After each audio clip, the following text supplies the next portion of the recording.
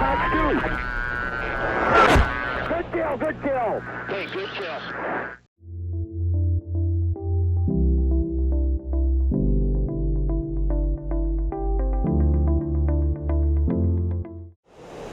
Welcome back to another video, guys. Today we're here in the F-15E Strike Eagle. Once again, like I told you, I was kind of on a Strike Eagle kick. This is an old mission we did with the A10, but this time I'm going to try to do it with the F-15. As you can see off in the distance, I'm actually locking an airborne target 17 miles off the nose here. We have a fuel problem, so I'm gonna, this is just the tanks are done, so I'm gonna go ahead and drop the tanks here, and then we'll continue on. Drop those, there we go.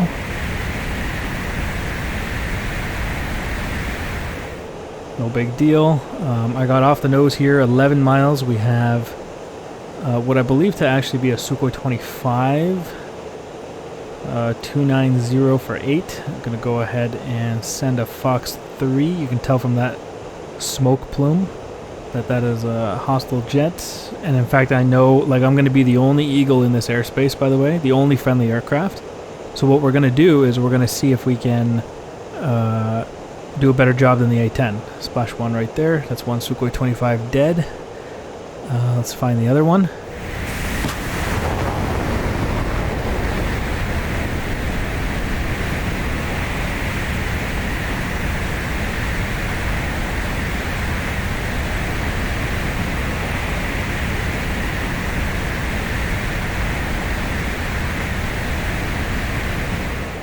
So basically I'm going to try to clear the airspace. So basically we're going to do a no-fly zone here.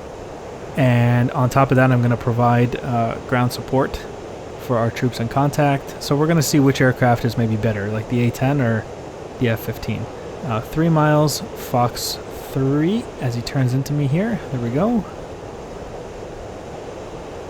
And splash 1, there we go. Splash 2, I should say.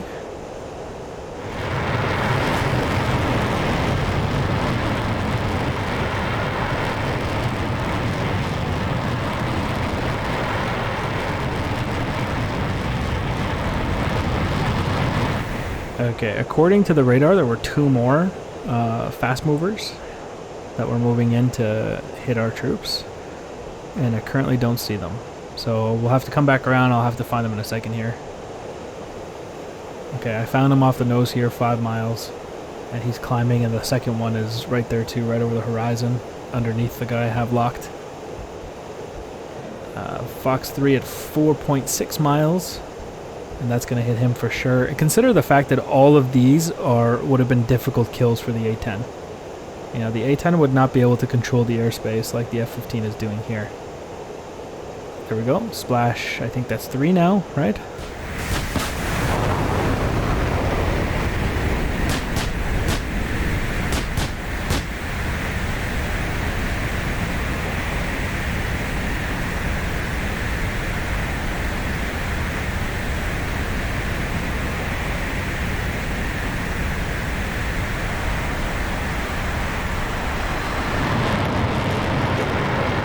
But consider the fact that, oh, look at this guy, he's right underneath me. Consider the fact, though, the whole time the F-15 is clearing the airspace, the A-10's full attention would have been on supporting ground troops. But the question then becomes, who was taking care of the air targets? Like, one is not better than the other, you know? Got him locked here at 1 mile, Fox 3. There's no outrunning that. He's dropping flares, but that's an AMRAAM, doesn't care about flares. Splash 4. We're just mopping up here.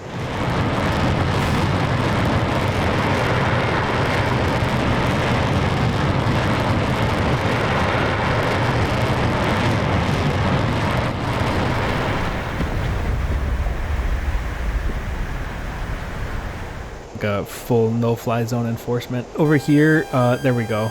Getting spiked by SA-13. That should be right there, according to my air-to-ground radar, and there's certainly something there.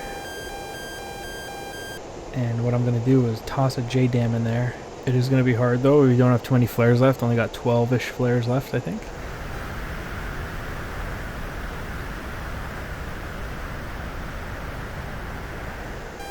So this is definitely a situation where a JDAM is better than a laser-guided bomb, because I can just designate that GPS coordinate and send the bomb, and I don't have to worry about lasing the entire time. Which allows me to defend, to reduce altitude, to dive away, go cold, gives me a lot of options. So I always prefer JDAMs over laser guided. Of course, if it's a moving target, that's not going to work. Moving targets have to be a laser. I got the middle of that position designated, where I believe the AAA and the SA-13s are located. There's also some helicopters in the area, so I'm going to target those after we destroy this SA-13 position, because I can't hunt in peace if, you know, this guy's allowed to just shoot at me whenever he wants. Pickle. And that bomb is on its way. And we're going to defend and reduce altitude. Nope, missiles. Never mind. We're going to climb to avoid these missiles. Oh, they're tracking. Oh, boy. Look at that. Those would have been very troublesome for the A-10. Maybe not. The A-10 would have had 100 flares.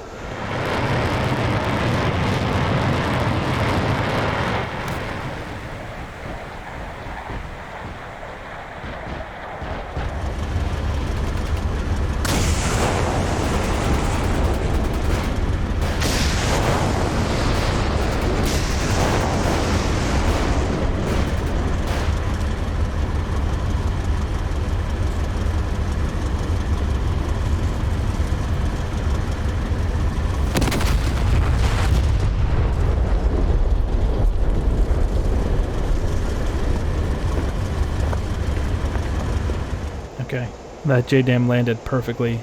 Target destroyed. Perfect hit right in the center. Let's see if we can find those helicopters next. They gotta be right over that same town. Look at this, look at this. Mi-8 right here. I'm gonna gun this guy. Low altitude, low altitude. Oh, he's already damaged. And he's dead. He's on fire. That's great. Poor guy just turned into a fireball there. There's no ejection seats in the helicopter. He's riding that fireball all the way in. And he's an even bigger fireball. Whew, tough day to be that guy.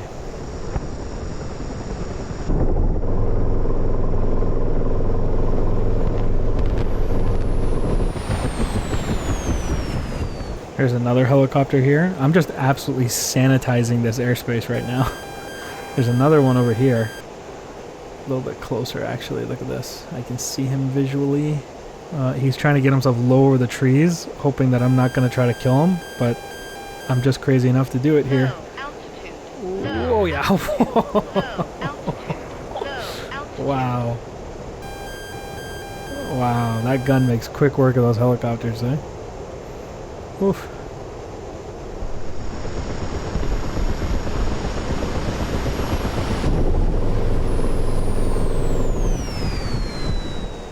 Here's another one right here. I got him right in the funnel. Look at this. Right in the funnel.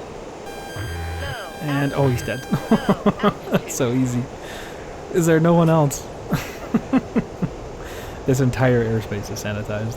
One F-15 sanitized the entire area. It's a complete no-fly zone, and we've delivered some precision JDAM strikes so far.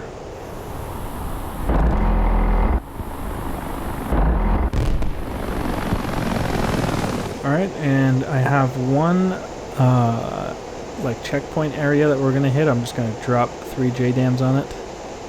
Let me designate that as the target, and then we'll switch over to the T-pod. And it should be over that hill.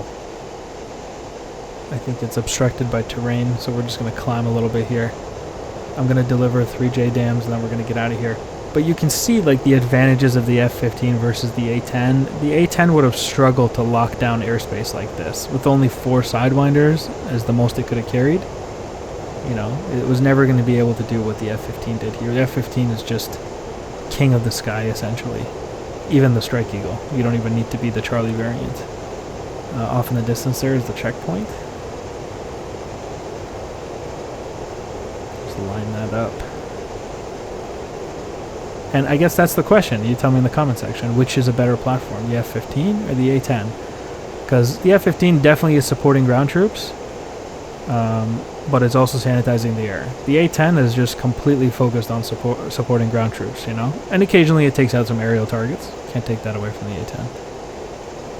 Here we go at 4.9, 4.5. I think this looks pretty decent here.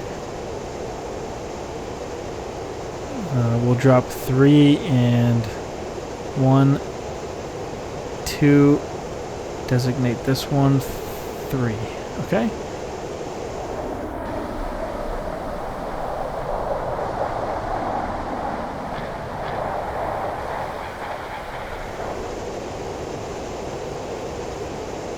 And then the beauty of that, once again, is no lasing is necessary.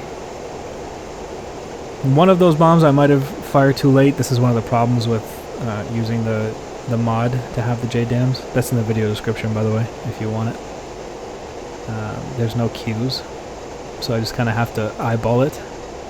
But if I can get a bomb on one road and one on that side structure, I'll be happy with that, at least. Or if all 3 hit. There's 1. There's 2. Yeah, we're good. That's it.